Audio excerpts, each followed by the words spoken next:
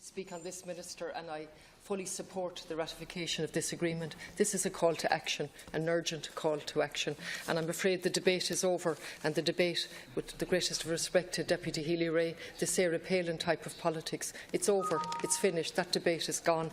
The debate no longer is whether our emissions are having an effect. The debate is over the question, the severity of our impact, and what window of opportunity we may still have as we learn to take responsibility for our rates of emission, which are contributing to global warming. And in this regard, I welcome your sentence that I intend to apply myself to bridge the chasm between global challenge and national responsibility, because we have no choice at all in relation to this matter. And the EPA has pointed out that we're not going to meet our targets. The Advisory Council has pointed out that the fiscal space will shrink by 3 to 6 billion because of our failure to meet targets. You haven't addressed it at all in your speech. And then they didn't address the cost of not addressing our failure to curtail our emissions. But the Stern report, amongst many other reports, have pointed out, as my colleague has already, that it will cost up to 20 times more to deal with not dealing with reducing our emissions. So at some stage, sense has to prevail. And while I welcome your speech here today, I have to say I'm disappointed with the details of it, because you did refer to the National Mitigation Plan that has to be produced by the end of this year. There's no sign of that. There's no sign of the draft. There's an action plan to be produced by June next year. Are we going to have that out? What are our plans? Under this Paris conference, we have to commit to a 5-year plan each year with more ambitious targets.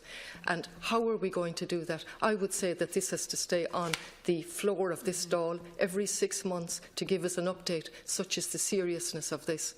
I sit on the Public Accounts Commission, as you know, and the National Treasury and Management Agency came into us.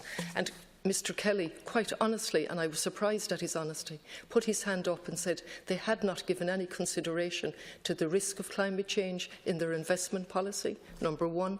And number two, he gave a commitment to come back and tell us how they're going to change their policy. So without government investment changing from fossil fuels, 80% of which has to remain in the ground, we have no choice about that. And we must go and look at renewable energy. And again, climate justice comes into this, because as we sit here, 10 million Ethiopians are facing starvation. Not all, but they're all on the breadline. And the figure, one Ethiopian and one Irish person, carbon emissions equals the carbon emissions of 80 people in Ethiopia. 1/8.